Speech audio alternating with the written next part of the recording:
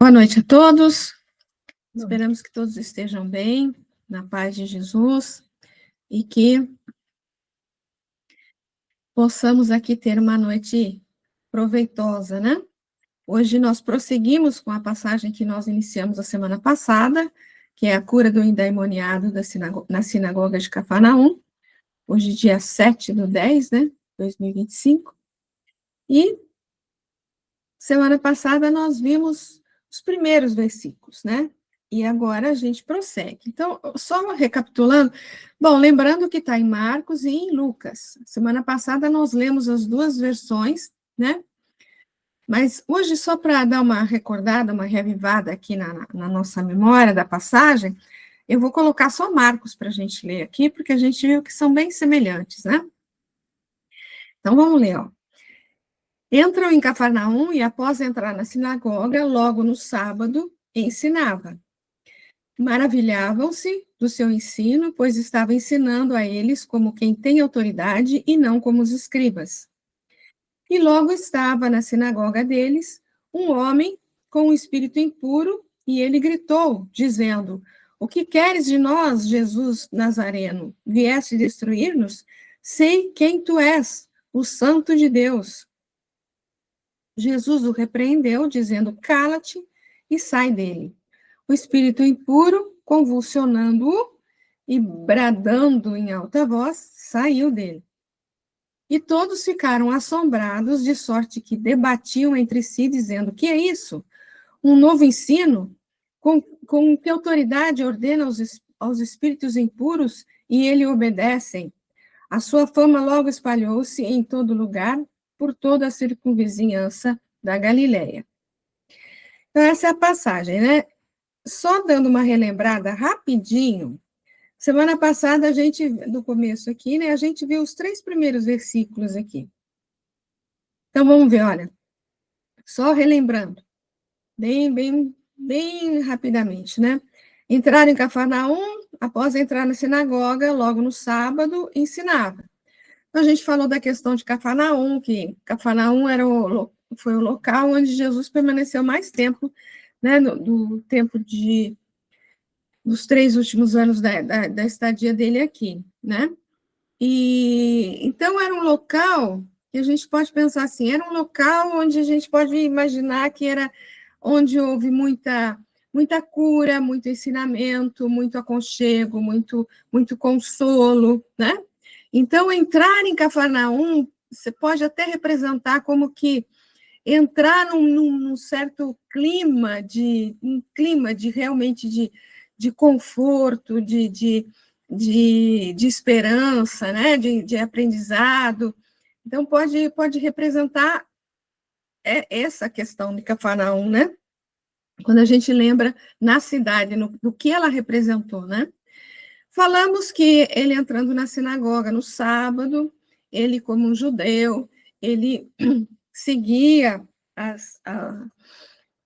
os costumes da época, né? Então, realmente, no sábado era o dia que as pessoas se dirigiam para a sinagoga para ouvir a leitura do trecho da semana, né? Da paraxá da semana, e ouvir ali algum comentário, né? Então, ele também vai ao sábado, vai para a sinagoga. E esse ensinava nos lembra que realmente essa era a grande missão de Jesus, né? Ensinar, passar para a gente todo o ensino dele e mostrar para, como ele dizia, eu sou o caminho, a verdade e a vida. Então, mostrar para a gente o caminho para a verdadeira felicidade, o caminho para adentrarmos ao reino de Deus, né? Enfim, era a missão dele. E no 22, maravilhavam-se do seu ensino, pois estava ensinando a eles com quem tem autoridade e não como os escribas. Os escribas eram uma porcentagem pequena da população que sabia ler e escrever, né? A grande maioria da população na época não sabia ler e escrever, né? E os escribas, então, eram como que considerados aí como vamos dizer, uma elite de conhecimento por saber escrever, por saber ler, e eram eles encarregados da leitura da Paraxá da semana. E depois da leitura, eles faziam algum comentário. Mas esses comentários dos escribas, a gente sabe que são assim, eram, né, meio que frases decoradas, né, frases que eles tinham ouvido dos seus rabinos, né, e, inclusive, a gente leu a semana passada aqui que o maior elogio que podia se fazer para um escriba é que ele não dissesse nenhuma palavra que o seu rabino não tivesse dito, né? Ou seja, era exatamente o que ele tinha ouvido, ele repete, repete, repete da mesma forma. Então, quando ele fala que as pessoas aí se maravilhavam com o que Jesus ensinava, porque ele tinha uma autoridade que não era igual a dos escribas. E eu me lembro que a gente comentou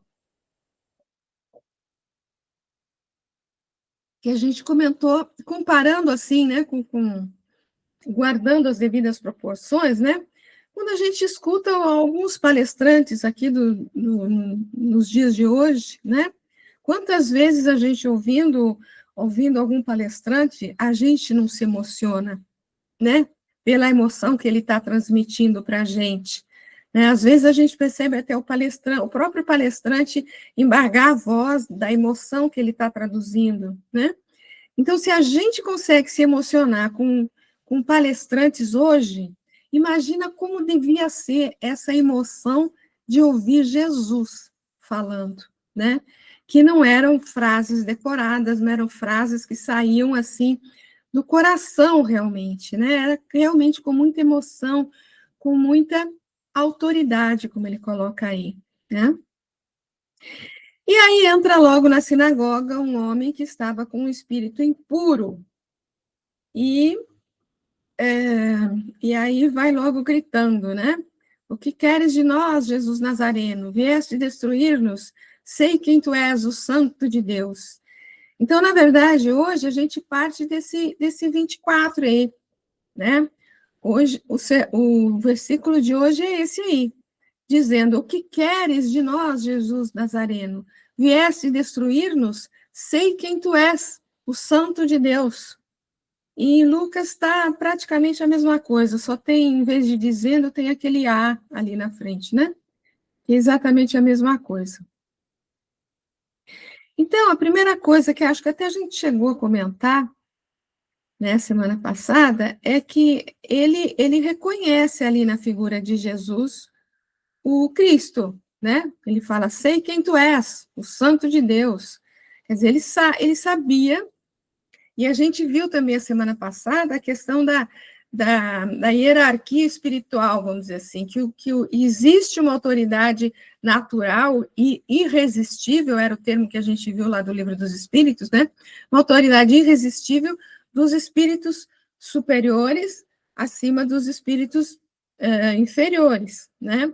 Então, é uma autoridade que não foi adquirida por diploma ou por cargo ou por nada, mas é uma autoridade adquirida pelo valor moral que representa aquele espírito, né?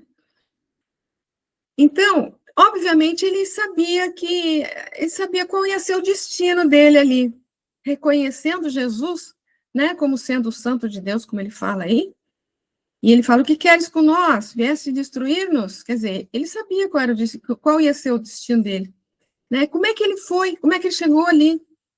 Por que que ele não foi embora, né? Mas ele veio, ele entrou na sinagoga, ou se ele tivesse já lá, ele permaneceu, ele não fugiu, ele ficou ali, né?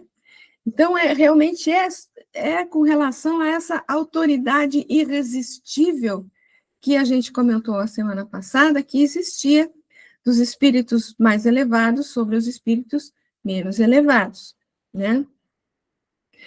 Mas alguém quer comentar alguma coisa? Vamos ler um pouquinho aqui. Então, ele fala: o que queres de nós, né? Então, veja uma coisa: Jesus, em sua pregação, se dirige a todos, a todos. Então, todos que estavam ali na sinagoga ouviram o que Jesus disse, né? Mas todos silenciaram, vamos dizer assim, apenas esse que falou: o que queres de nós? E se ele fala: o que queres de nós, espera um pouquinho aqui, que está chegando mais gente aqui. E se ele fala: o que queres de nós, ele usa nós, significa que não devia ser um espírito que estava ali, né? Mas que deviam ser mais do que um. Então, repetindo ali, né? Jesus, em sua pregação, se dirige a todos. E seu amor é distribuído a todos. Entretanto, suas palavras despertam a consciência de cada um para as suas responsabilidades e deveres perante as leis divinas. Na verdade, não é Jesus quem os cobra ou nos cobra, mas a própria consciência dele ou a nossa própria consciência, né? Isso aqui é muito interessante, gente, porque para quem acompanha aquela série lá, o The Chosen, eles até mostraram isso aí que está escrito nessa frase aí, quando Jesus está ali, né, falando no Sermão do Monte. Foi muito interessante, porque assim, Jesus fala para todos, mas conforme o que ele fala, os corações são atingidos de maneira diferente. O que me chama mais atenção, o que diz mais respeito a mim é um trecho, o que diz mais respeito para o outro é outro.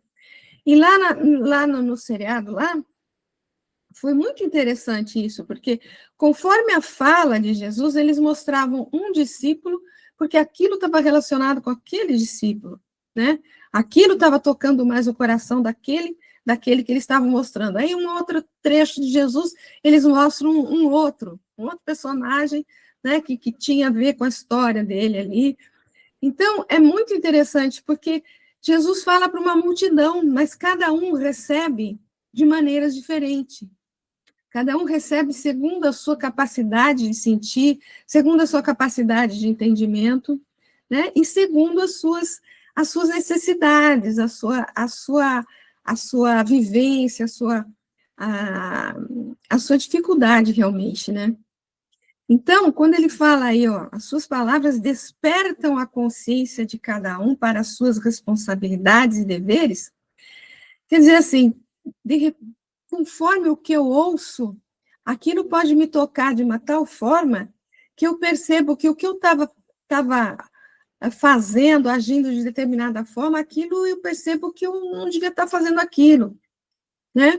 Então, o fato de despertar a consciência é despertar aqui, ó, o meu raciocínio, a minha maneira de entender as minhas próprias atitudes, e considerar que eu estava fazendo alguma coisa equivocada, por isso que desperta a minha consciência, né, no sentido de que, olha, eu me equivoquei naquele negócio lá, não devia ter feito aquilo. Então, talvez, despertando a responsabilidade, o dever no sentido de me dirigir a alguém, pedir um perdão, ou de refazer alguma coisa que eu fiz, né?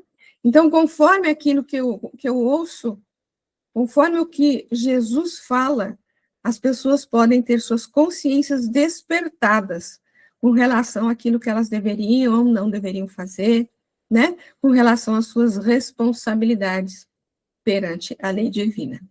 Isso é muito bonito, gente, muito bonito. E aí tem um trechinho aqui de João, veja aí, ó.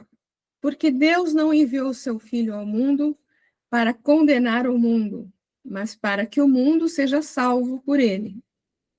Quem nele crê não é condenado, mas o que não crê já está condenado, porque não crê no nome do Filho unigênito de Deus.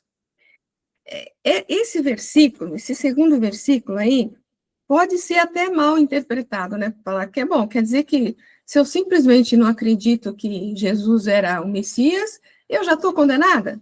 Eu já estou condenada? De repente eu sou uma pessoa muito boa, que faz muita caridade, que ajuda muito o próximo, que só faz coisas boas, né? De repente eu sou uma pessoa boa. Mas por que eu não acredito que Jesus é o Messias? Pronto, que não é que ele era o Cristo, pronto, eu já estou condenada? Não é nada disso, né? Então, esse crer que está nesse versículo, a gente tem que entender esse crer essa fé, da mesma forma que a gente entendeu quando estava vendo a carta aos Gálatas, a forma como Paulo entendia a fé. A fé para ele não era simplesmente acreditar.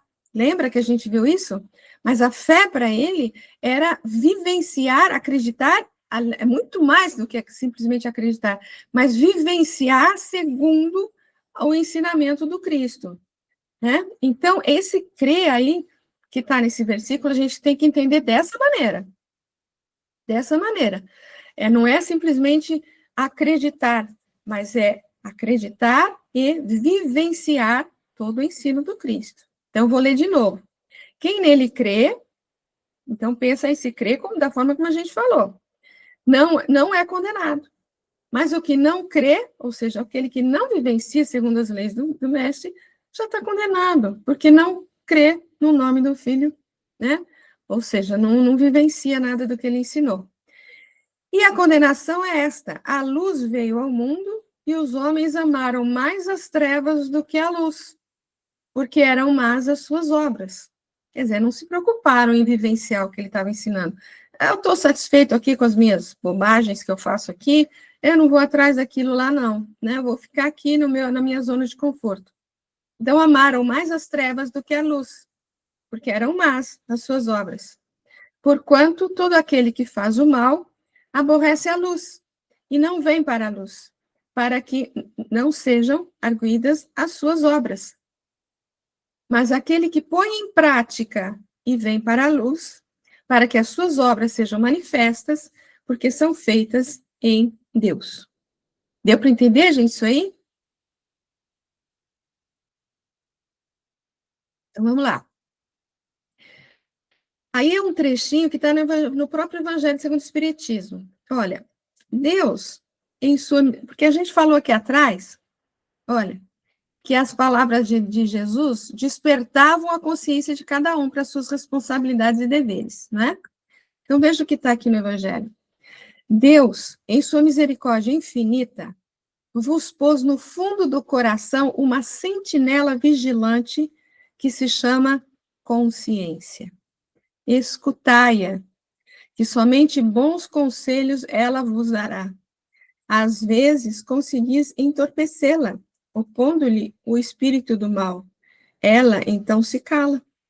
Mas ficai certos de que a pobre escorraçada se fará ouvir, logo que lhe deixardes aperceber-se da sombra do remorso. Ouvia, interrogai-a. Um minuto. Ouvia, interrogai-a, e com frequência vos achareis consolados com o conselho que dela houverdes recebido. Meus amigos, a cada regimento novo, o general entrega um estandarte. Eu vos dou por divisa esta máxima do Cristo: amai-vos uns aos outros. Observai esse preceito, reuni-vos todos em torno dessa bandeira, e tereis ventura e consolação. Então, tantas vezes a gente tem lá a sentinela vigilante, né? Como está escrito ali, a nossa consciência. Entretanto, muitas vezes a gente não ouve a consciência, ou faz de conta que não ouve, né? Faz de conta que não ouve. Mas vai chegar um momento em que você vai ser obrigado a ouvir. Vai ter que chegar um momento que a consciência vai gritar, né? Vai gritar. Às vezes até enquanto você está encanado ainda, mas às vezes ela só grita do lado de lá, porque chegando do lado de lá, ela vai gritar. Ela vai gritar, né? E aí vai ser mais difícil ouvi-la. Mais difícil, assim, no sentido de... Vai ser mais fácil ouvi-la, mas vai ser difícil encarar tudo o que ela vai falar, né? Algum comentário? Acho que tem um ensinamento aí também, né, Valdete? Quando ele diz assim, Com certeza. ouvir, né, sua consciência e interrogar. Acho que é aquele exercício que você tem que fazer todos os dias, porque a gente pensa em coisas grandiosas, né?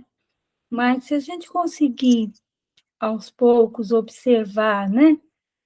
nas pequenas coisas, ou no nosso dia a dia mesmo, nas situações mais comuns, se a gente conseguir enxergar, né, o que está pegando, aí a gente vai ter essa consciência mais ampliada, mais capaz, né?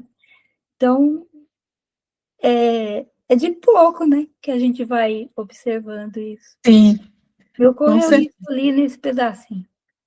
Com certeza, querida, com certeza. É degrauzinho por degrauzinho, né? A gente não. As grandes obras, elas começam com pequenas coisas, com pequenos movimentos, né? Se você pegar a construção de um grande edifício, é uma grande obra, começa como? Limpando o terreno, né? Começa pelas pequenas coisas, e para nós também, começa pelas pequenas coisas. Fala, querida.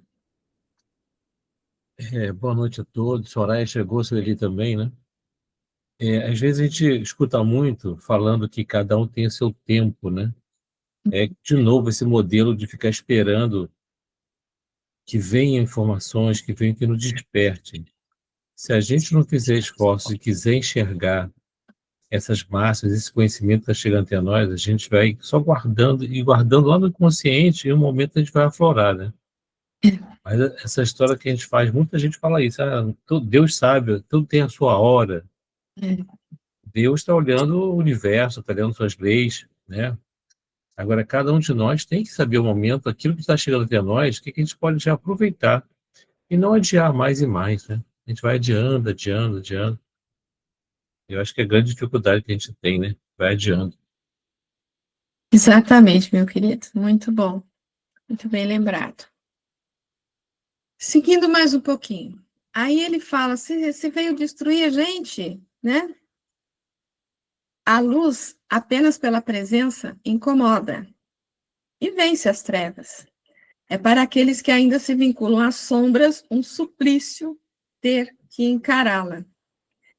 Muita luz, às vezes, cega a pessoa, não é isso? Então, muita luz, realmente, para quem não está acostumado, incomoda. Essa luz aí é lógico que é o ensino, é a consciência gritando, né? Então, realmente, né? Agora, para aquele que ainda se vincula nas sombras, como está ali, às vezes é um suplício ter que encará-la, né?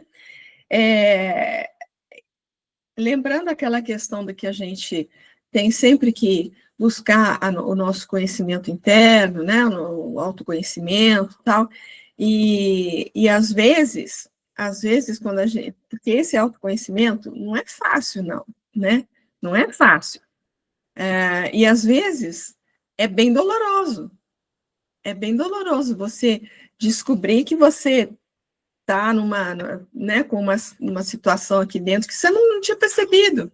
Você tá, às vezes é doloroso mudar, né?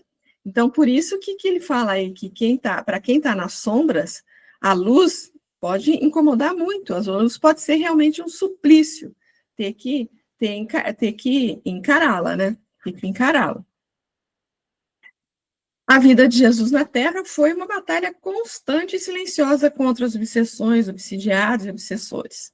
Ele realmente tem várias passagens que a gente conhece, né, com Jesus falando com espíritos complicados aí, né, tem várias passagens do Evangelho. Bom, tem um texto no Pão Nosso, que está numa tradução diferente aí, mas é exatamente esse versículo que a gente está vendo, né? Que tenho eu contigo, Jesus, Filho de Deus Altíssimo, peço-te que não me atormentes. Imagina só, Jesus atormentando. Vamos ver o que Emmanuel fala para a gente aqui. O caso do espírito perturbado, que sentiu a aproximação de Jesus, recebendo-lhe a presença com furiosas indagações, apresenta muitos aspectos dignos de estudo. A circunstância de suplicar ao Divino Mestre que não o atormentasse requer muita atenção por parte dos discípulos sinceros. Quem poderá supor o Cristo capaz de infligir tormentos a quem quer que seja? E, no caso, trata-se de uma entidade ignorante e perversa que, nos íntimos desvarios, muito já padecia por si mesma. A vizinhança do mestre, contudo, trazia-lhe claridade suficiente para contemplar o martírio da própria consciência, atolada num pântano de crimes e defecções tenebrosas. A luz castigava-lhe as trevas interiores e revelava-lhe a nudez dolorosa e digna de comiseração. O quadro é muito significativo para quantos fogem das verdades religiosas da vida, categorizando-lhe o conteúdo à conta de amargo elixir de angústia e sofrimento. Esses espíritos indiferentes e gozadores costumam afirmar que os serviços da fé alagam o caminho de lágrimas, enevoando o coração. Tais afirmativas, no entanto, denunciam-nos, em maior ou menor escala, são companheiros do irmão infeliz que acusava Jesus por ministro de tormentos. Comentários?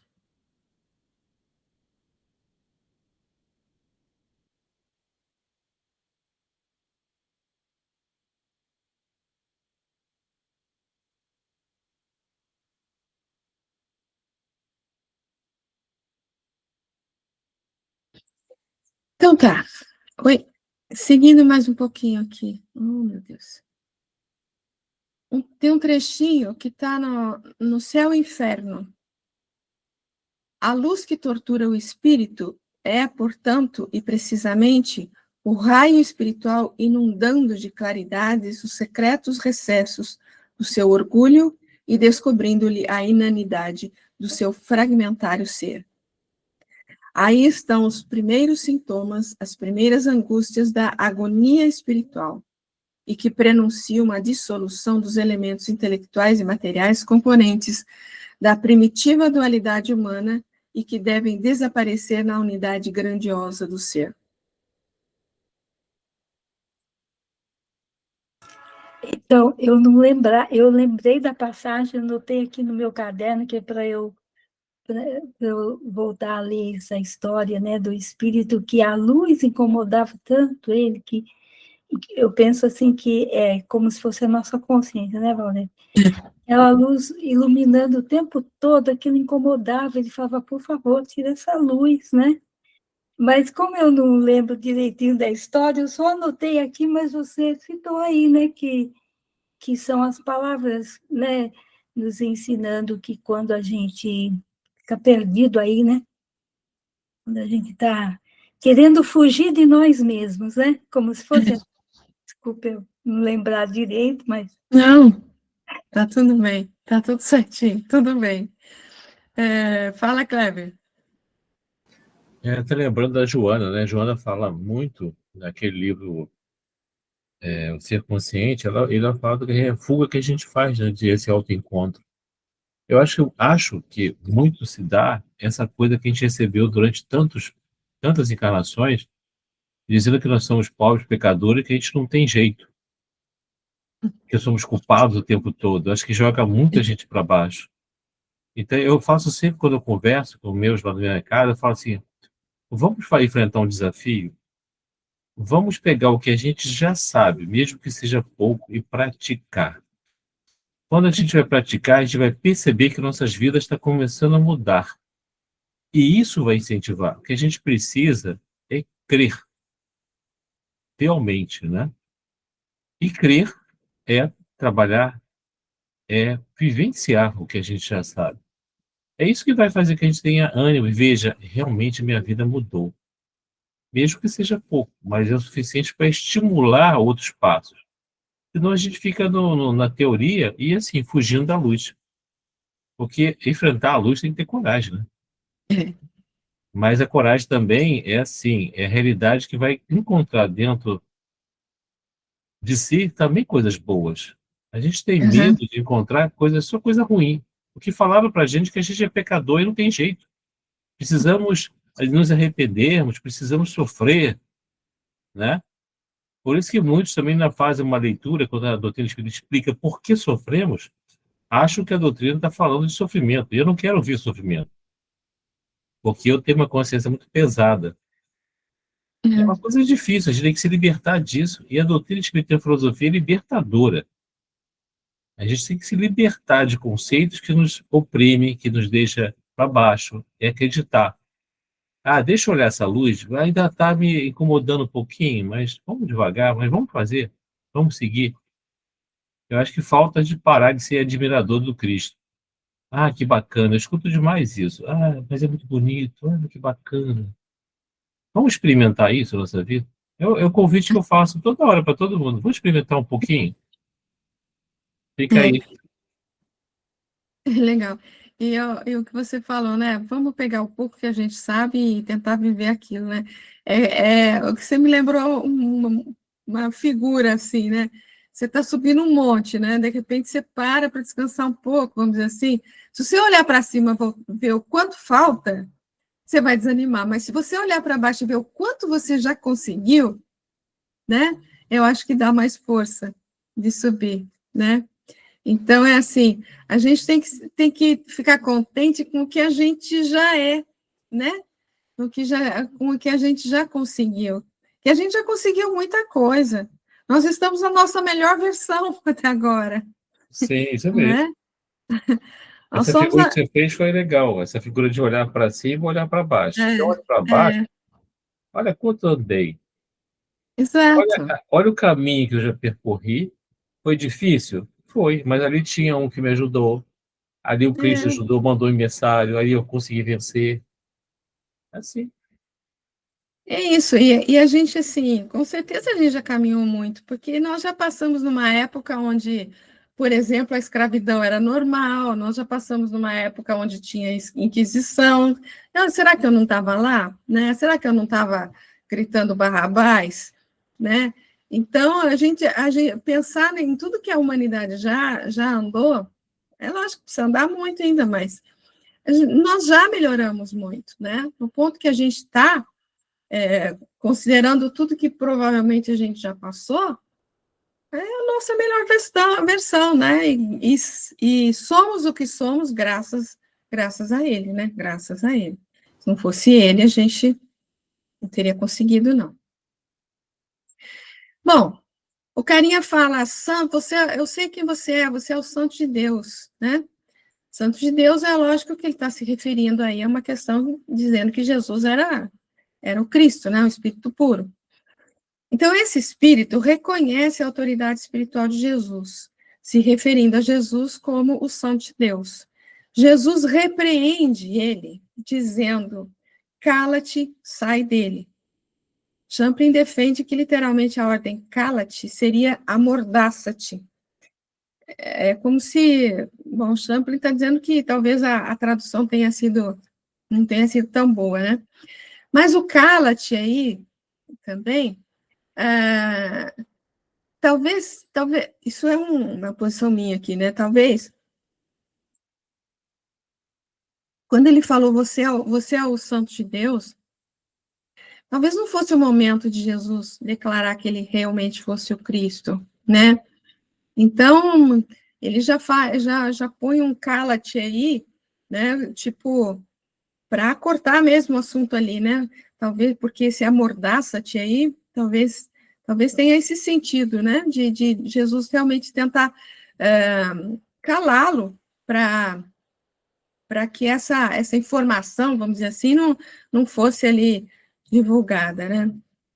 Mas é uma posição minha aí, não sei.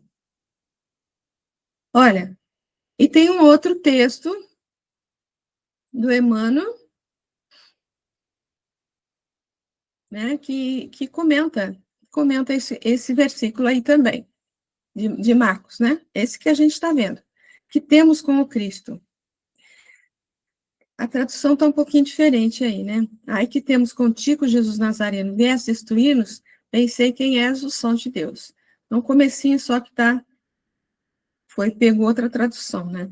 Bom, grande erro supor que o Divino Mestre houvesse terminado o serviço ativo no Calvário, Jesus continua caminhando em todas as direções do mundo. Seu evangelho redentor vai triunfando, palmo a palmo, no terreno dos corações.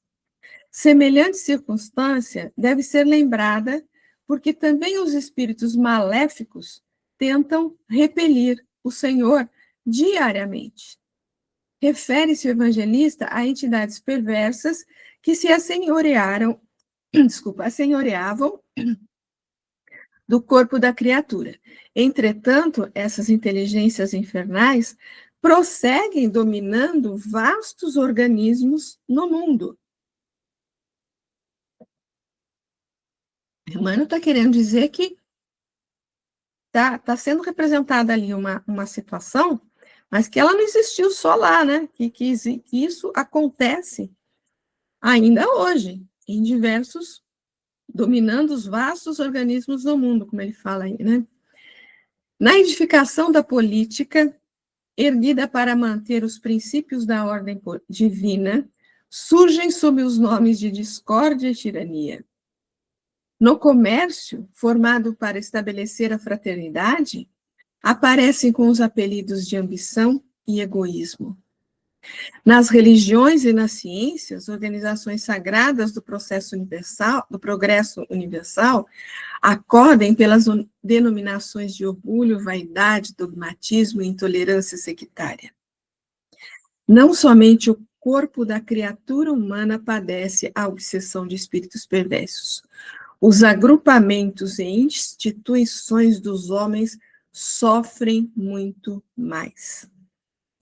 E quando Jesus se aproxima, através do Evangelho, pessoas e organizações indagam com pressa: que temos com o Cristo? Que temos a ver com a vida espiritual? É preciso permanecer vigilante à frente de tais sutilezas, porquanto o adversário vai penetrando também os círculos do espiritismo evangélico, vestido nas túnicas brilhantes da falsa ciência. Terrível esse texto do Emmanuel, né? Terrível. Porque se a gente pensa que uma obsessão, uma influência aí de espíritos perversos possa acontecer apenas para uma pessoa, para uma criatura, como está no segundo parágrafo ali, não somente o corpo da criatura humana padece, né? Mas os agrupamentos, as instituições, a política, como ele colocou lá, a política, o comércio, as organizações, todas as religiões, enfim, todos os agrupamentos, todas as instituições, e até dentro da casa espírita, por que não, né? É uma instituição, né? Essa influenciação pode acontecer, né? Que a gente possa ficar muito, muito, muito vigilante, como está colocado no último parágrafo aí, né? E esse texto me lembrou um livro que saiu há algum tempo, e eu lembro que quando ele saiu, ele teve, assim, uma divulgação grande. Aquele livro Aconteceu na Casa Espírita, do Emanuel Cristiano, né? Que fala de um caso dentro da Casa Espírita, assim, desse assim, né? Então, devemos estar atentos, realmente. Fala, querido. Não, isso aconteceu, a gente sabe disso, da pandemia para cá, ficou claro esse ataque, né? Por causa das nossas falhas, né? A nossa dificuldade de manter uma união, uma fraternidade. Agora eu fiquei em dúvida, Valdete, no final aqui a gente tem assim, ó, vai penetrando também nos círculos do espiritismo evangélico, beleza, vestidos das túnicas brilhantes da falsa ciência. Ele está falando aqui da mediunidade, na falsa ciência. Ciência espírita é a mediunidade como instrumento, não é isso? Eu já entendi de outra maneira. Bom, acho que você pode entender, né, de mais do que uma maneira, mas o que eu entendi é que tantas vezes aparecem orientações erradas, equivocadas, né? Assim, e teoricamente baseadas na ciência espírita, né? Na doutrina espírita, né? E que a gente possa ficar vigilante, porque ultimamente tem aparecido muita coisa esquisita dentro do movimento espírita, né? Talvez seja isso, porque a falsa ciência, que tem um critério que Kardec usou, que era a questão da universalidade do ensinamento. Ele pegava vários médios, hoje a gente vê essa metodologia, esse método, né, de Kardec ser deixado de lado. Comunicações de um único espírito, de um único médico, melhor dizer, né? E aquilo vai como verdade. E Exato. revelações, fenômenos, e a gente entender que isso tudo é ciência, e na verdade é falsa ciência. Lembrando dos falsos profetas, né? Exatamente. Então tem a falsa ciência, acho que está ligada a isso. Essas revelações equivocadas, dizendo que é ciência espírita. Mas não é. Exato, Não é. é assim que eu entendi também. É assim que eu entendi. Prosseguimos? Vamos lá. Jesus repreendeu, dizendo: cala-te e sai dele. O espírito impuro, convulsionando e bradando em alta voz, saiu dele. E em Lucas está assim: Jesus o repreendeu, dizendo: cala-te e sai dele. O daimon, arremessando-o no meio, saiu dele sem lhe causar dano. Bom, aqui ele está falando da questão da obsessão, a questão de uma obsessão forte, né, quase que provavelmente uma possessão mesmo, né, porque a pessoa chega ali e faz coisas que ela provavelmente não faria se não fosse a presença do daimon ali, né, do espírito impuro. Então, daqui para frente, gente, eu coloquei aí vários textos, a gente vai relembrar um pouco, vai estudar de novo um pouquinho a questão da obsessão, né, das diversas formas da subjugação, da possessão. Então, peguei algumas coisas do Livro dos Espíritos, do Livro dos Médiuns, para a gente recordar e rever essa questão aí. Então, basicamente, doutrina espírita agora, né?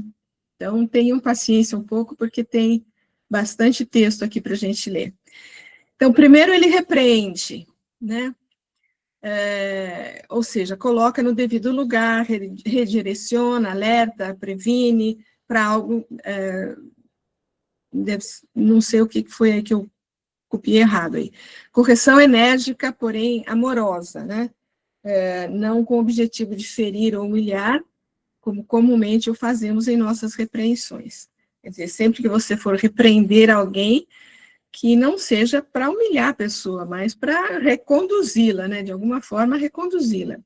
E aqui tem uma pergunta que está no livro, no Evangelho, que é com relação à questão de repreender os outros, né? Ninguém sendo perfeito seguir-se-á que ninguém tem o direito de repreender o seu próximo? Certamente que não é essa a conclusão a tirar-se, porquanto cada um de vós deve trabalhar pelo progresso de todos, e, sobretudo, daqueles cuja tutela vos foi confiada. Mas, por isso mesmo, deveis fazê-lo com moderação, para um fim útil, e não, como as mais das vezes, pelo prazer de denegrir. Nesse último caso, a repreensão é uma maldade. No primeiro, é um dever que a caridade manda seja cumprido com todo o cuidado possível. Ao demais, a censura que alguém faça ao trem deve, ao mesmo tempo, dirigi-la a si próprio, procurando saber se não a terá merecido. Quer comentar, Kleber?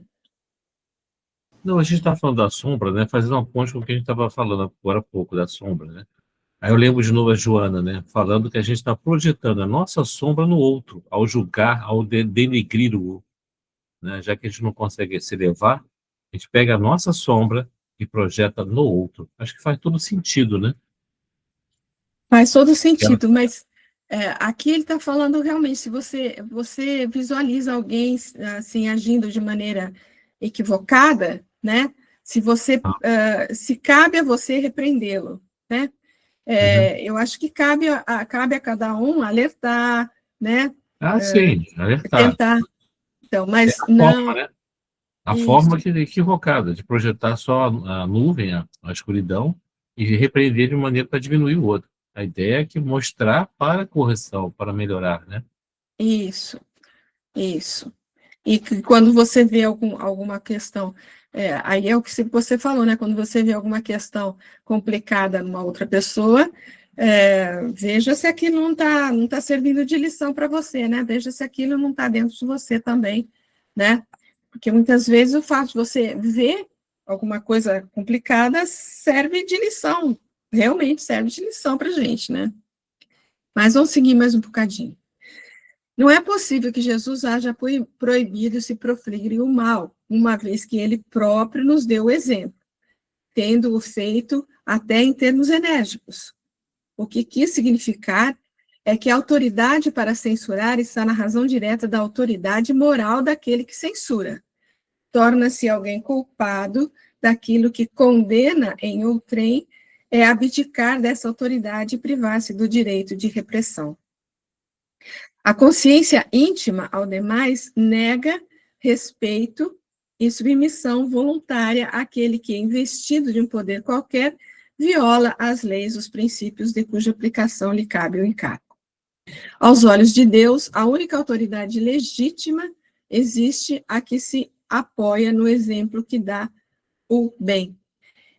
É o que igualmente ressalta nas palavras de Jesus. Bom, ele fala, cala-te e sai dele, né? Então, é uma autoridade que se apoia na vivência, uma energia atrelada ao amor, uma linguagem adequada ao interlocutor. Com certeza ele usou as palavras mais adequadas para a situação que estava havendo ali, né? Primeiro identifica a exteriorização da obsessão, para depois atacar o problema pela raiz. Tratar os defeitos, mas também chegar às causas. Essa deve ser a orientação, né? E aí agora a gente vai começar a falar realmente mais da questão aí dentro da doutrina espírita, né, da obsessão.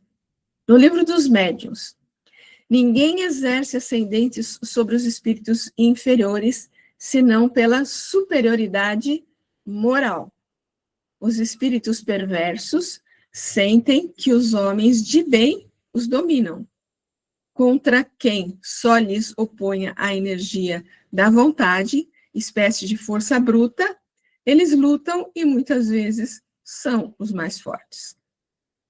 Há alguém que procura domar um espírito rebelde unicamente pela ação de sua vontade, respondeu aquele, deixa-me em paz, com teus ares de mata-mouros, que não vales mais do que eu, dir-se-ia um ladrão a pregar moral a outro ladrão. Isso me lembra uma passagem que acho que está em Atos, que tentaram né, falar com um espírito impuro ali que estava dominando alguém, né? E ele responde assim, né? E a pessoa, ai, salvo engano, a pessoa falou, em nome de Paulo, eu quero que você saia, né? Então, eu não lembro onde é que está isso. Eles falam, olha, Paulo eu conheço, mas você eu não faço ideia de quem seja, então não me amole, né? Mais ou menos isso a questão. Então, assim, se você não tem uma autoridade moral acima, isso se deve muito à questão dentro de uma reunião mediúnica, essencialmente, né? Você deve procurar muito a sua conduta moral, né? Fala, Kleber. Até um relato exatamente da reunião mediúnica, né? Eu já trabalhei na reunião mediúnica e teve um espírito que ele estava muito furioso com o que fizeram com ele, menor paciência. Eu cheguei para ele e falei para ele assim, não, meu irmão, vamos procurar ter paciência. Ele chegou para mim e falou assim, e você tem? Você não tem. Sim, na lata. Aí eu falei, realmente, eu tenho razão. Vamos conversar sobre essa nossa dificuldade comum? Aí foi, porque se der, senão você não consegue conversar com ele. Ele virou de cara e disse assim, quem é você para dizer que eu tenho que ter paciência? Caramba, né? É isso. Vamos estar ali no número 3 ali, né? Muitas É. vezes, se é pela força bruta, eles ganham. Vamos lá.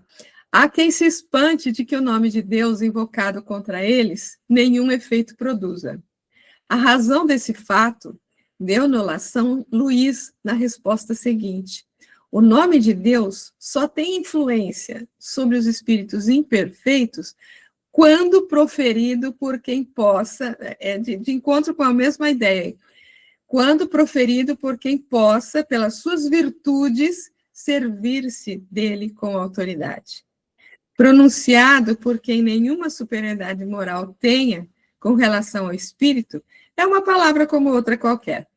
O mesmo se dá com as coisas santas com que se procurem dominá-las.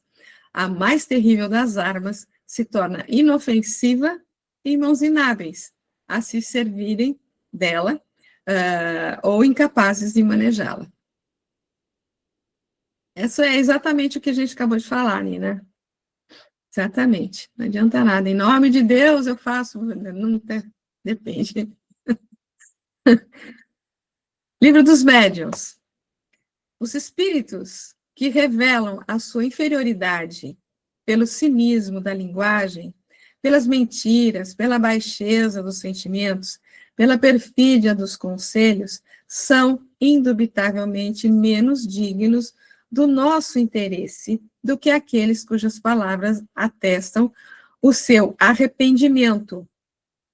Mas, pelo menos, devemos-lhes a piedade que nos inspiram os maiores criminosos, e o meio de os reconduzirmos ao silêncio consiste em nos mostrarmos superiores a eles, que não confiam senão nas pessoas de quem julgam nada terem que temer. Portanto, os espíritos perversos sentem que os homens de bem, como os espíritos elevados, são seus superiores. Em resumo, tão irreverente seria tratarmos de igual para igual os espíritos superiores, quanto ridículo seria dispensarmos a todos, sem exceção, a mesma deferência. Tenhamos veneração para os que a merecem, reconhecimento para os que nos protegem e nos assistem, e para todos os demais, a benignidade de que talvez um dia venhamos a necessitar. Penetrando no mundo incorpóreo, aprendemos a conhecê-lo, e esse conhecimento deve guiar em nossas relações com os que o habitam. Os antigos, na sua ignorância, levantaram-lhes altares. Para nós, eles são apenas criaturas mais ou menos perfeitas, e altares só a Deus se levantam. Tudo bem? Fala, Celi. Oi, pessoal, boa noite, desculpe o atraso. Não, eu lembrei o seguinte, a gente vai pensando aqui, né, refletindo, os espíritos realmente superiores, eles jamais humilham, né? Eles estão sempre se colocando, muitas vezes, de uma forma tão humilde assim, que a gente nem percebe aquela advertência, aquele conselho mais para que a gente se corrija de alguma coisa. Eles fazem tudo com muito respeito, com muito carinho. Então, é muito lindo isso, porque a gente, às vezes, nós estamos até com a razão naquilo que a gente está colocando. Já vi casos assim de pessoas que estavam completamente corretas, mas a forma com que falaram, o jeito com que falaram, né? Aquilo tira total razão da pessoa, né? Porque aí humilha, porque aí, né, cria um ambiente muito difícil de conciliação.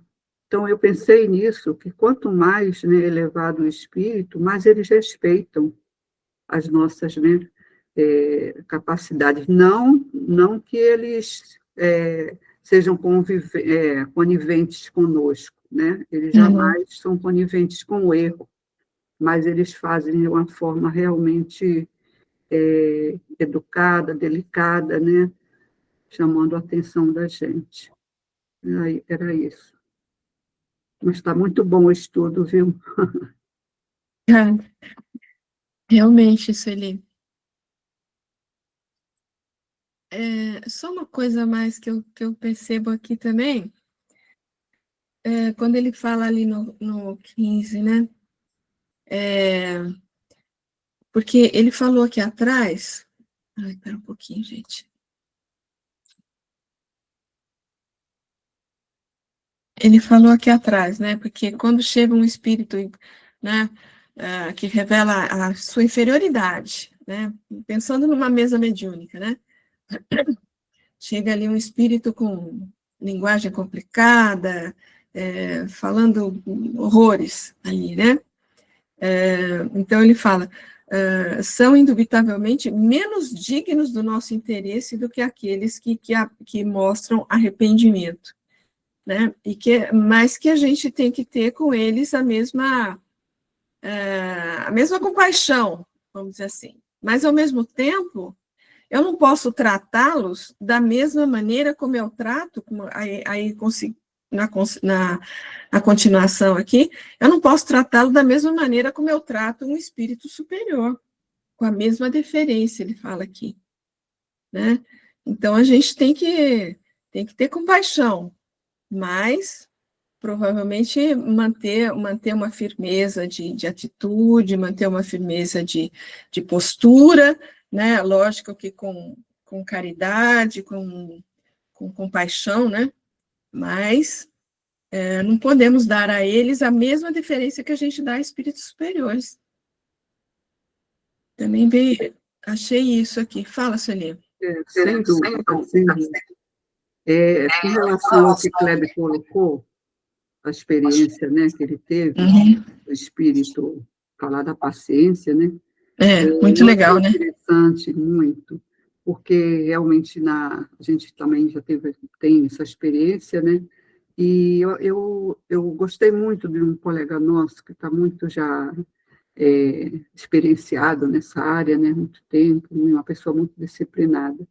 E ele fala o seguinte, ele falou assim, realmente nós estamos nesse mesmo, né, nessa mesma questão da impaciência, da dificuldade de vencer, mas o que difere, né, cada um de nós é que eu já encontrei um caminho, né, eu já entendo e quero uma mudança, porque isso fez bem para mim, né?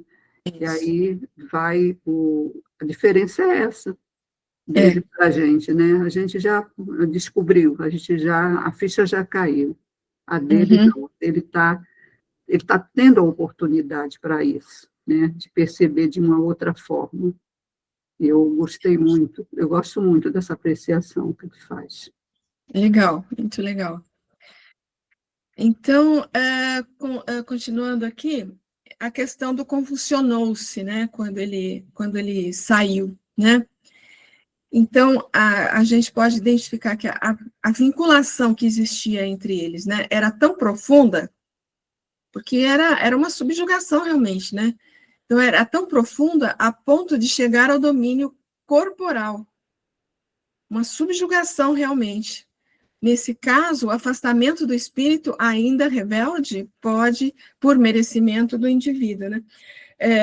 Quer dizer, se era um domínio corporal, a hora que ele se desliga, o corpo pode modificar ali de postura, a postura mesmo corporal dele, né? Fala, Kleber. É interessante que a gente vê esses relatos, né, de Jesus fazendo esse afastamento dos espíritos que estavam obsediando, né? E a gente sabe da literatura espírita que muitas vezes o afastamento não pode se dar de maneira chocante, pois pode até vir a óbito, né? Sim. O obsediário. É interessante isso.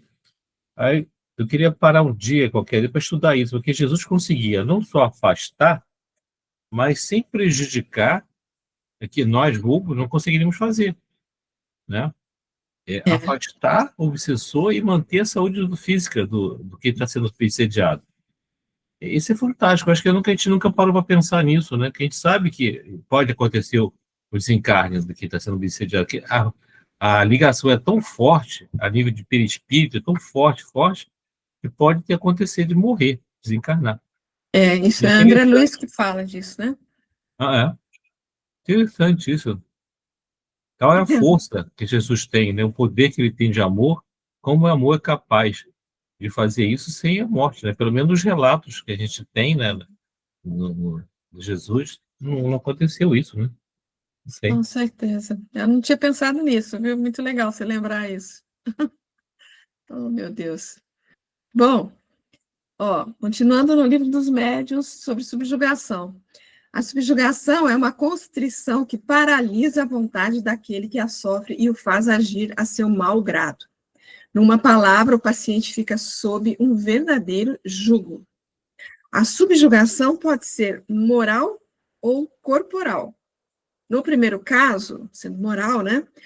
O subjugado é constrangido a tomar resoluções muitas vezes absurdas e comprometedoras, que por uma espécie de ilusão ele julga sensatas. É uma como fascinação. No segundo caso, o espírito atua sobre os órgãos materiais e provoca movimentos involuntários.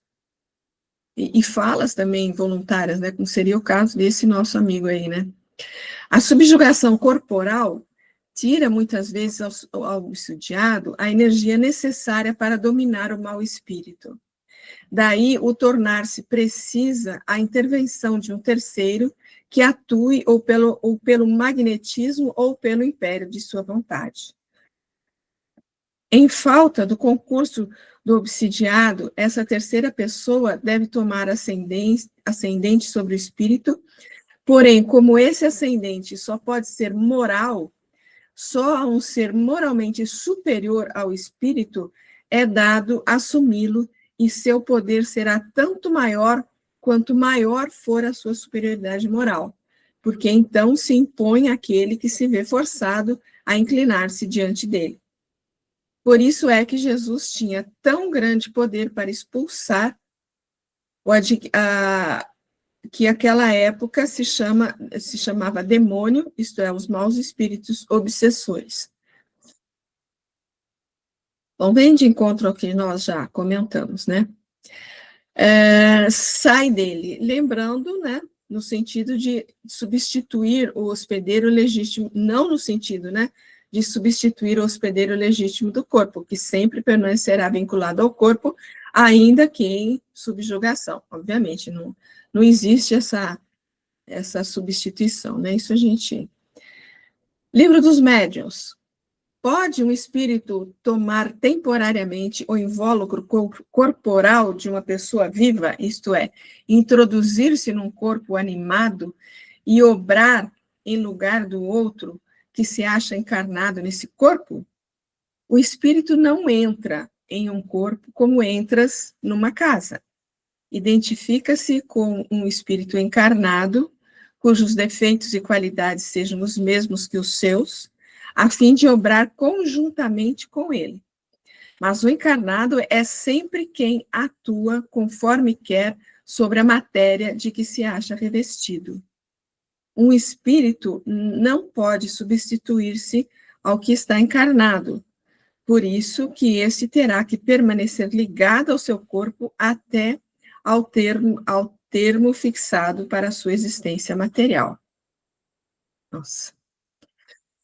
Ainda Livro dos Espíritos. Desde que não há possessão propriamente dita, isto é, coabitação de dois espíritos no mesmo corpo, pode a alma ficar na dependência de outro espírito, de modo a se achar subjugada ou obsidiada, ao ponto de a sua vontade vir a achar-se, de certa maneira, paralisada?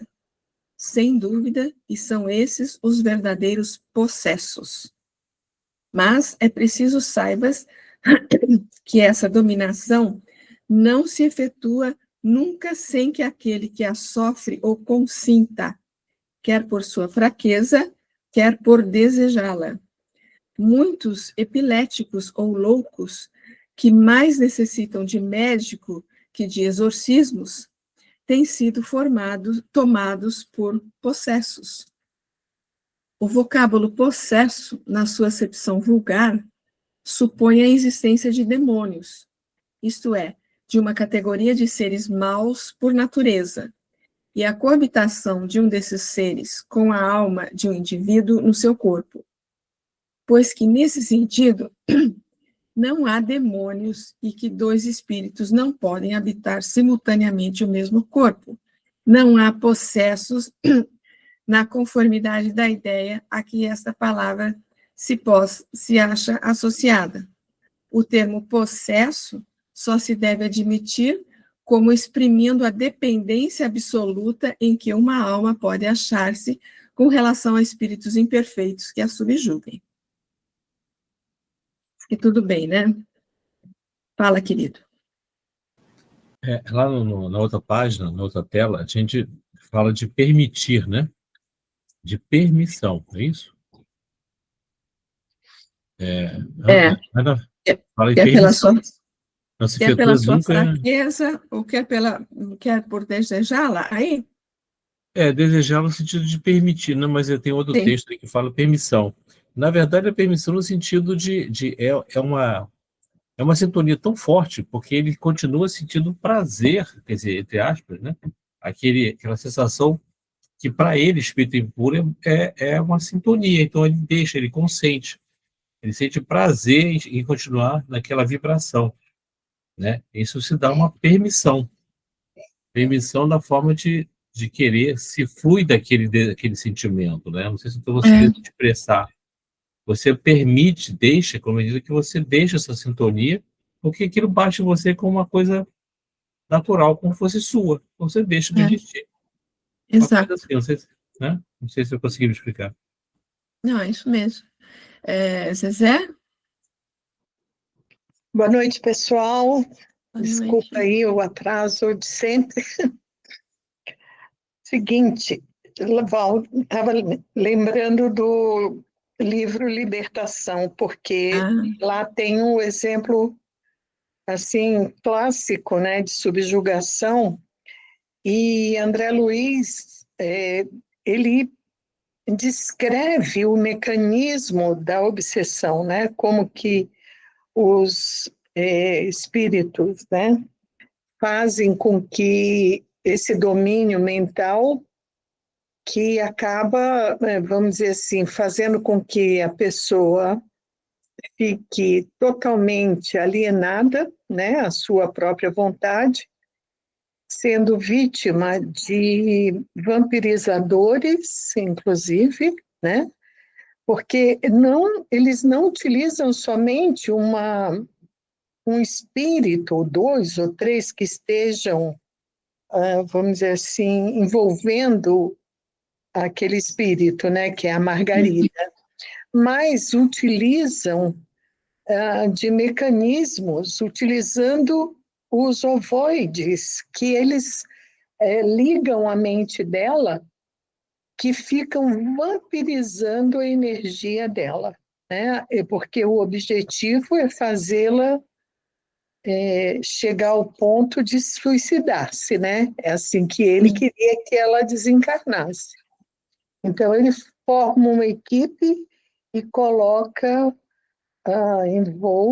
envolvendo-a, né, nessa subjugação, e de maneira que ela chegue a esse ponto, né? Então, são 60 espíritos envolvidos Nossa. na obsessão de uma criatura. Isso está lá na Libertação, né? Então, vamos dizer assim, e a mente acaba doentia, né? Acaba sendo enfraquecida, enfraquecendo o próprio corpo físico. Tudo aquilo que ela começa a sofrer mentalmente, né? Vai se somatizando, né? Em seu corpo, aparecendo feridas e tudo mais.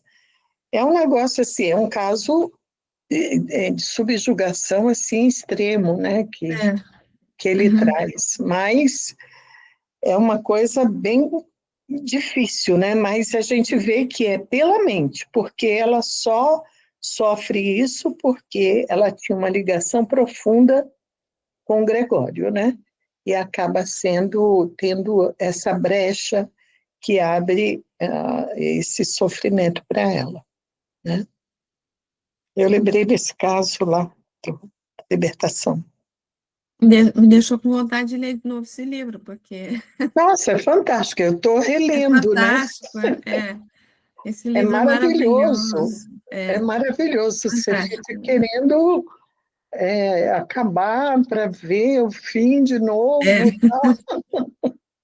Esse livro é fantástico mesmo. Nossa, ainda bem Fantástico. que você lembrou. Para estudo da obsessão, vale muito a pena. Eu gostava muito dos livros do Manuel Filomeno de Miranda. Eu li, acho que a coleção toda dele na época. Fala, a especialidade dele é a obsessão, né? Também é. Sueli? Ui, desculpa. Sueli? Oi. É. Não, é só um adendo aqui, né, no que a Zezé colocou, que realmente é um caso, né, bem grave esse aí, mas a gente não pode esquecer que tudo começa, né? Tudo tem um início assim que vai construindo, né? E vai ficando cada vez mais grave, a ponto de, como já colocou aí, né, o livro dos médiuns, de ter realmente uma interferência para que aquela situação, para que aquele espírito, ele realmente se desvencilhe daquela teia. Se não fosse assim, né, lógico que a situação realmente da Margarida, né, nesse livro, eu também preciso reler. Realmente é um engendramento, uma situação assim onde tem muitos, né, muitos gatilhos e tudo, e realmente ela começa, né, com essa ligação mental, esse pensamento, e aí a gente vai percebendo que isso não é só de agora, né, não é da existência só atual, e vai se ligando a todo esse processo que chega a esse ponto, né, dela estar totalmente subjugada. Mas tudo tem um comecinho, né? A gente vê a obsessão simples, que quase é normal, quase em todos nós, se ela também não for tratada, ela vai, né? Ela vai se acentuando. Com Então, certeza. o vigiar e orar, né, Claudete? Com certeza, querida, com Obrigada, certeza. gente. Weber? Não, aí me faz lembrar aquela passagem, né, que Jesus falava, buscai. Aparentemente a gente não vê conexão, mas a gente pensar, buscai primeiro o reino dos céus e o reino de Deus, a sua justiça, tudo mais será crescido. Ou seja, Jesus está falando de conexão. Buscar a conexão com a justiça divina. Tudo é conexão. E ela começa assim, se a gente começa a fragilizar a nossa conexão positiva, a gente vai aos pouquinhos, vai cedendo e vai se enchendo, entrando numa conexão, uma sintonia, que a gente vai embora. Pode chegar a esse limite de uma subjugação. Mas começa assim. A gente deixa de procurar, né? Com certeza, gente. Vamos seguir mais um pouquinho aqui, gente, vai? Senão a gente para aí. Ui, peraí. Eu já perdi aqui. Oh.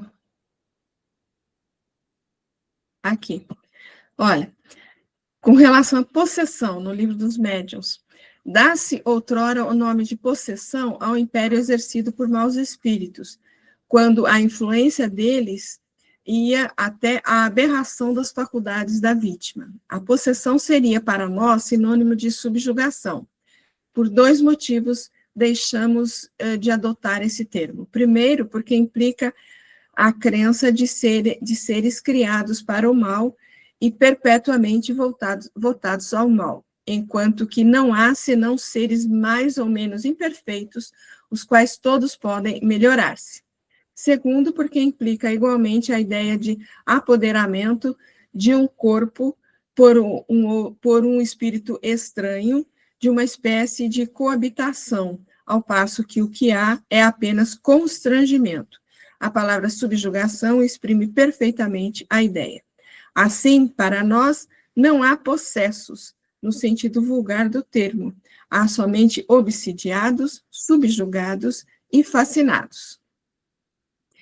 E no livro A Gênese, Na obsessão, o espírito atua exteriormente com a ajuda do seu perispírito, que ele identifica com o do encarnado, ficando este, afinal, enlaçado por uma como teia e constrangido a proceder contra a sua vontade.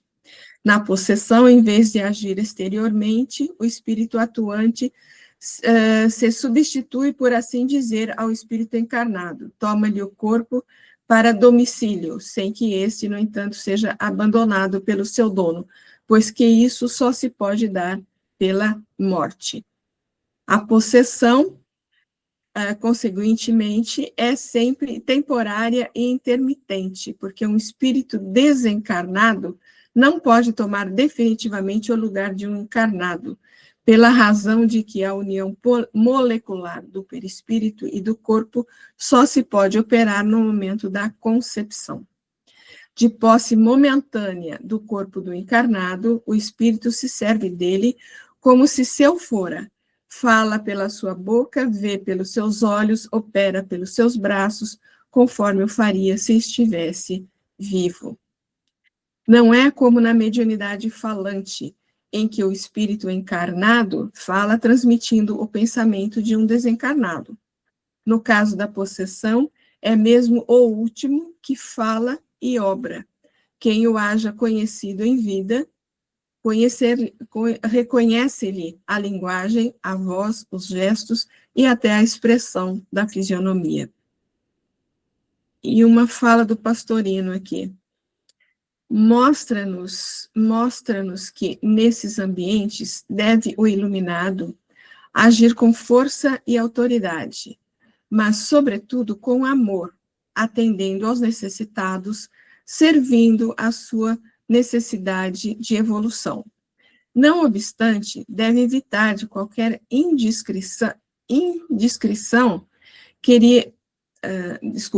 não obstante, deve evitar que qualquer indiscrição queira revelá-lo como superior aos outros. Então, imporá silêncio todas as vezes que um desencarnado tente revelar quem ele é. Nenhuma dúvida, porém, quanto à ação que lhe seja possível em benefício de qualquer necessitado espiritual. Outra interpretação do texto revela-nos que nossa individualidade deve agir com autoridade cada vez que descobre que nossa personalidade está dominada por espíritos atrasados de nossos vícios milenares, egoísmo, ambição, ódios, etc.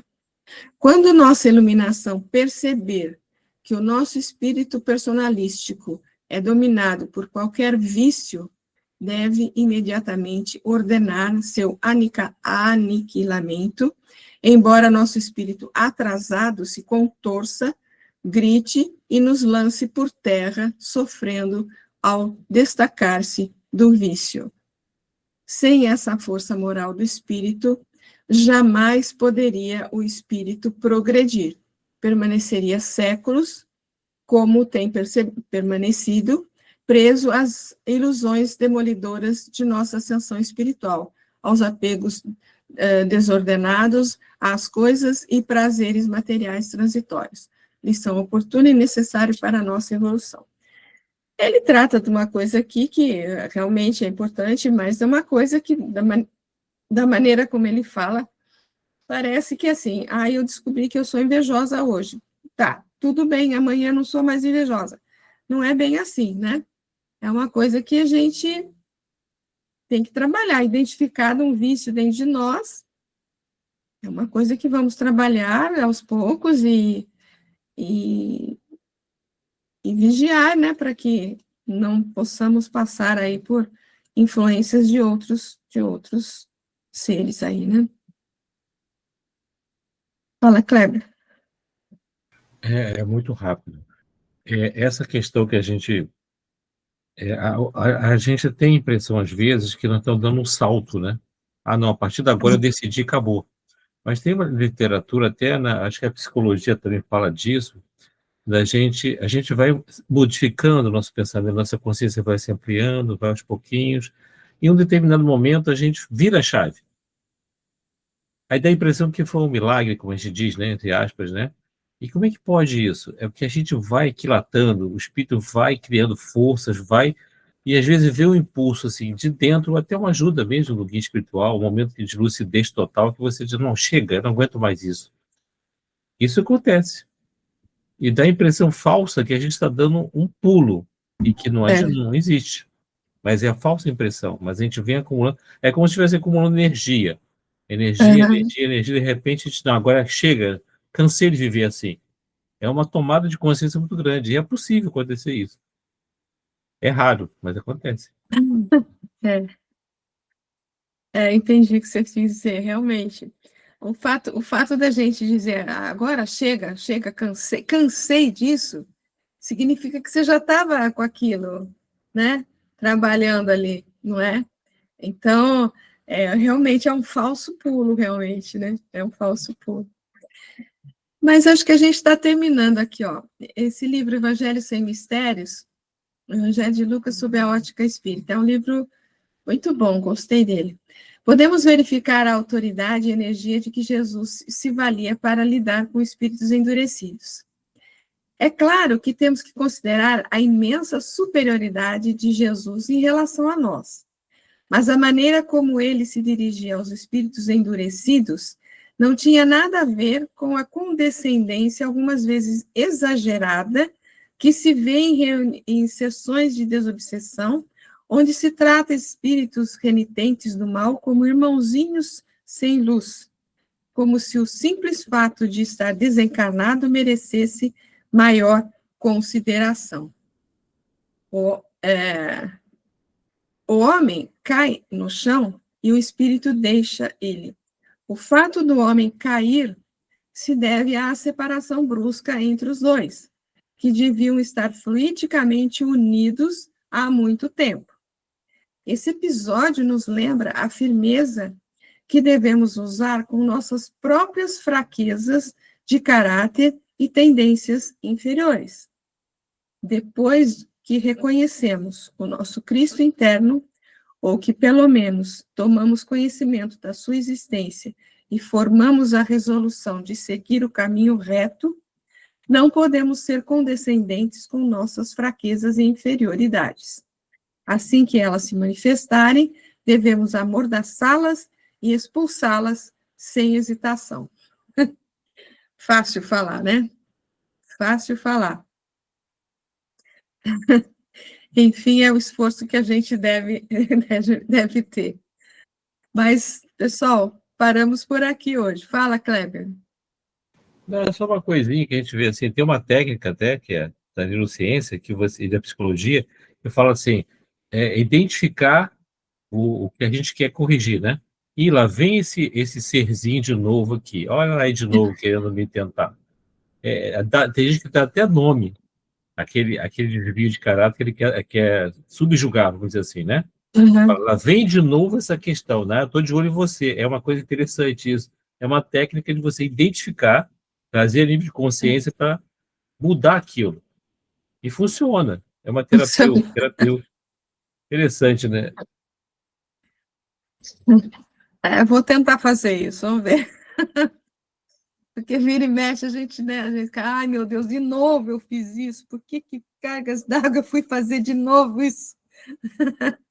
Né? De novo esse pensamento na minha cabeça, às vezes você não faz, às vezes você pensa só, né?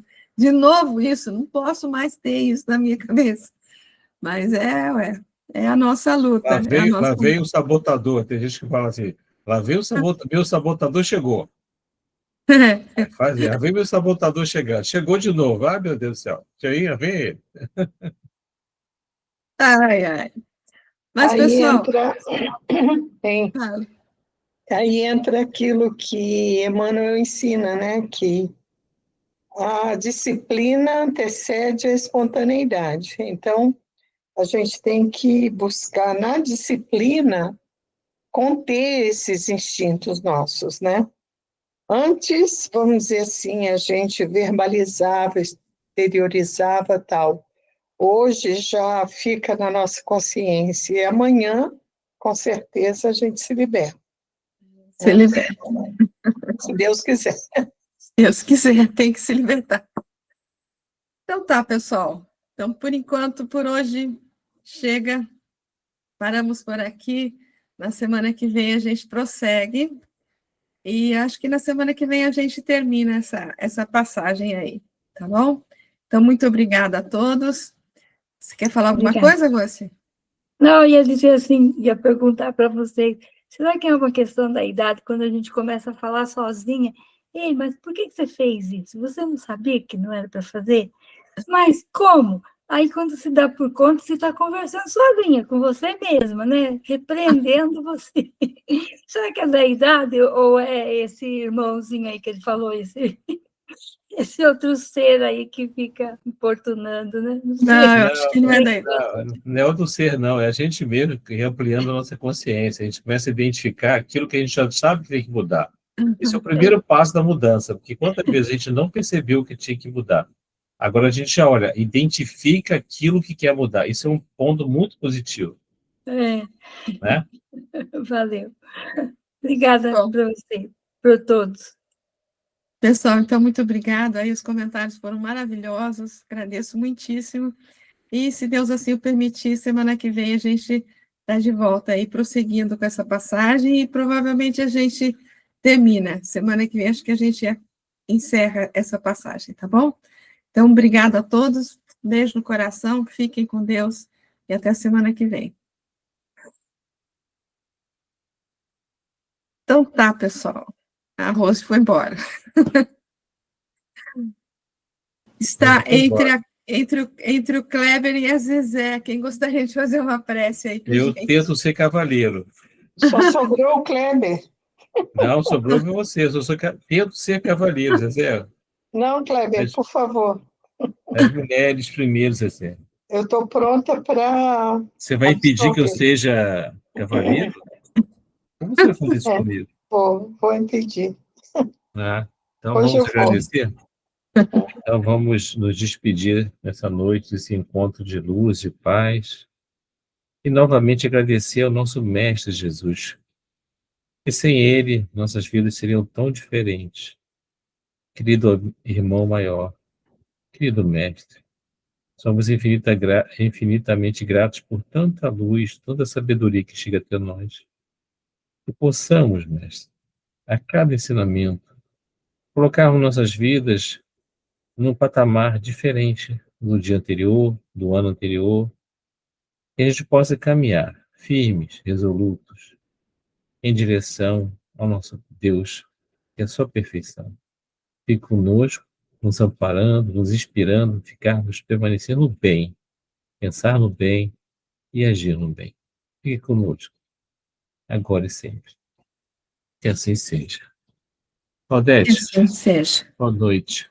Zezé, Boa noite. Assim boa noite. seja. Boa noite, Kleber. Boa noite, Val. Fiquem com Deus. Boa noite. Fiquem com Vocês Deus. também. Fiquem com Deus. Vão com Deus. Tchauzinho. Oi, Val. Tudo bem, Zezé? Tudo, minha flor? Parece que você está com gripe ainda? Não. Aqui. É que eu estou mal acomodada aqui. Eu estou em São Paulo, na casa da minha filha. Ah, está em São Paulo. É. Ela viajou a serviço e eu vim para cá para dar uma força aqui com meu genro.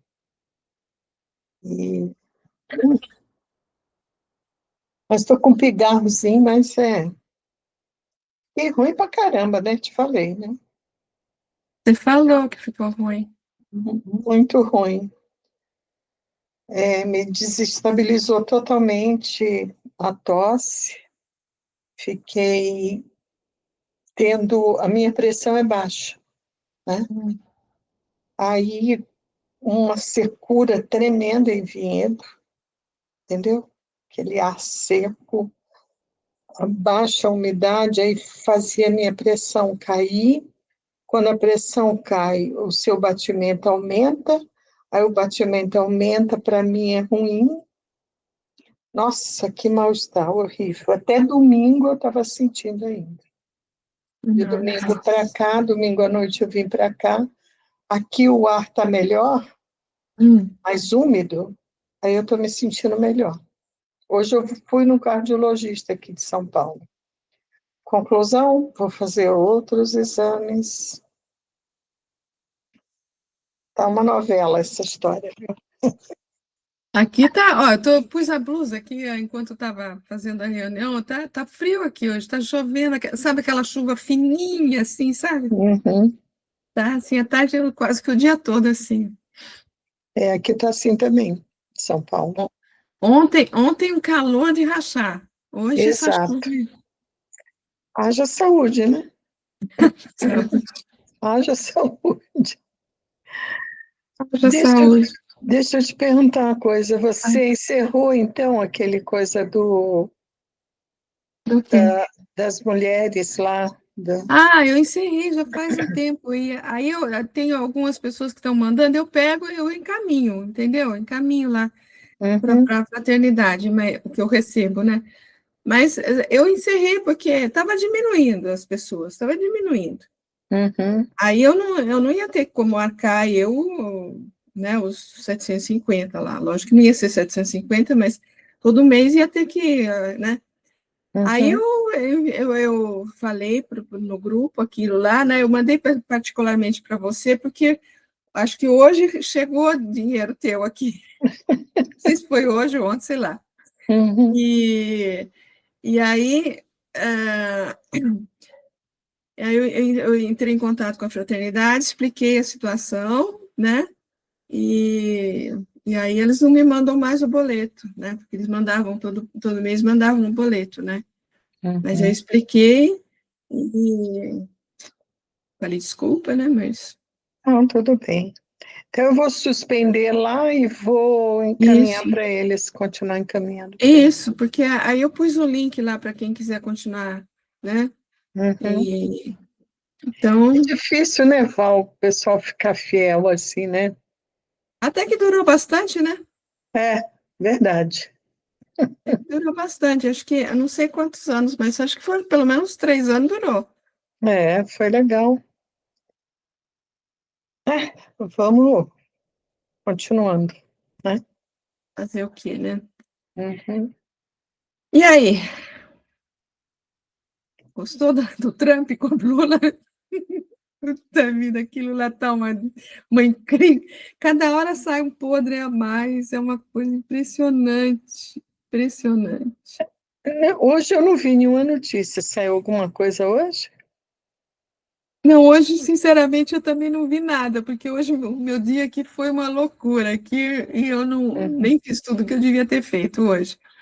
Mas é uma coisa atrás da outra que sai. Hoje eu só vi um negócio no Instagram, acho que foi, do Gustavo Gayer falando que o Dino, mas eu não sei, eu não entendi direito, que o Dino, eu não sei se é uma notícia antiga, entendeu? Porque, mas o Gustavo Gayer falando agora, não sei, enfim, não sei direito, que daquela tragédia lá acho que de Brumadinho ainda, a cidade estava, porque tinha muitas empresas ali envolvidas, até de outros países, e eles estavam reivindicando a indenização para a cidade, né, porque as empresas estavam ali, mas não estavam cumprindo as determinadas regras de segurança, etc., né? Uhum. E então diz que o Dino entrou com não sei o que lá no Supremo, e o Alexandre de Moraes proibiu a cidade de fazer de fazer esses pedidos de indenização. Não, gente, tá uma piada, né? É uma piada, né? É uma piada, Então, porque, eu estava vendo nesse negócio aí do INSS, nossa, diz que o cara que estava fazendo o depoimento dele ficou mudo, né? eu vi. Você viu? Porque estava com habeas corpus do Supremo Tribunal Federal para ele ficar calado. Que é isso, gente? Que brincadeira é essa? Porque se ele falasse, ia preso, né? Ai, Jesus, viu? Ah, Então, e eles estão fazendo tudo que eles querem, tudo que não pode, e parece assim, com a cara mais deslavada possível, porque eles sabem que não vai acontecer nada para eles. uhum. Coisa assim, tão absurda, mas tão. Não é? É uma coisa doida demais. Agora, e essa coisa que o Trump reabriu a Lava Jato lá da Odebrecht, né? Eu estava ouvindo, não sei se foi hoje ou ontem, que que obviamente o Lula, a Dilma, tudo está envolvido, né? E tem um cara falando aí que eles podem, inclusive, ganhar a Magnífica também. O Lula. Tomara. Você já pensou que legal o Lula com a Magnífica? Ai, meu Deus do céu. Ai, Deus santo, viu? É isso aí. Tem todas as possibilidades para que aconteça isso. Tomara. Tomara. Ai, Aqui, ó. Estou com a mexicana aqui, ó. a mexicana Ela, a Sheila, está lá no México. está no México? Oi, Sheila. Oi. Tudo bom? Eu vou desligar aqui para você falar com a tua mãe, viu? Beijo para você. Fica com Deus. Tchau, Zezé. Tá bom, querida. Um beijo grande. Beijo, tchau. Tchau.